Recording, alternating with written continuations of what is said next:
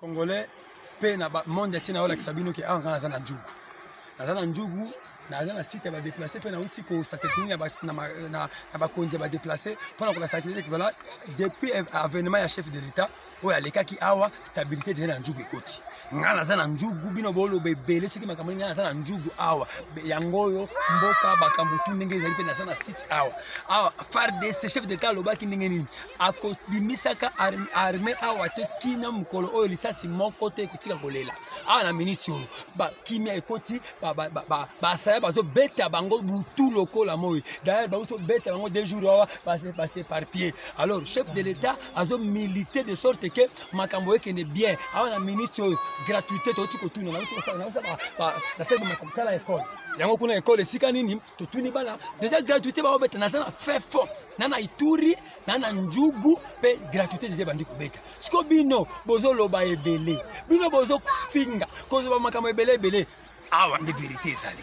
vérité désir nezate eluka bokene bobinaka ba musique soki bobika na Belgique bobini bini okomi vérité désir nde oyo peuple congolais bandi ko retrouver déjà ba niveau na ye peuple de congolais bandi ko retrouver ba makambo na ye par rapport na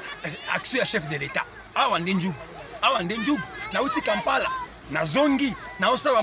événement na lobby ngamoko nazo vérifier eloko ni chef de l'état azo sala tozaka na quelques mois ya tozana quelques mois awa nde kimia ezokota pe toyebisi bino tozo epose ke kimia ekokota ezokota pe ndenge chef de l'état sala lobaki ba militaire baza partout na zamba awa zamba mobimba ba militaire bafandi ba côté wana tout ba militaire bafandi parce que chef de l'état atikaki maloba alors yo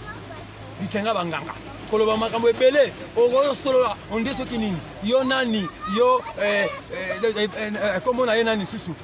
ezobunga ngai Adolphe Muzito il faut komona ngai bunga ngai parce que yo déjà au gérant au sala eloko te okokota ba tribalisme kati makambo yo so komona Ituri yo komona Ituri so zaka premier ministre là et tu te mona na njugu eloko nini oyo yo sala tika bofanda bo amuke libulu na bino ekoti mai libulu na bino ekoti bofanda bozaya kolala déjà match na bino esili film esili ganga film aza moko ganga film de chef de l'état akiti esika basaya bazalaki akpani yango kimia yango ba mutu kezoleka njugu njugu potika ngaba pamba yaya potika ngaba pamba tozo travailler tala ngai jeune na pesi tananga yo katina za voyou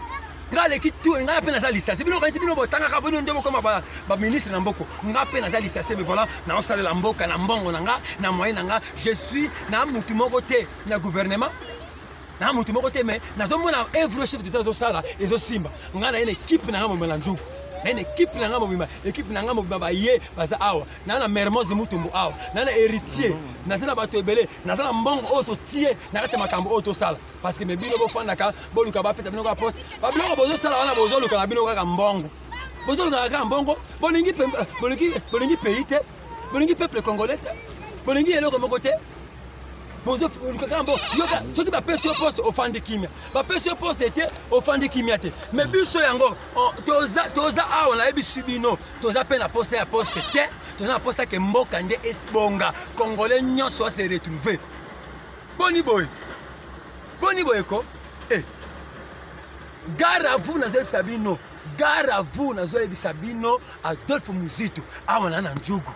chef de l'état a s'est posé peine à kati mboka oyo vérité désir ne oyo faulu yozo luka ngo wapi ya ko luka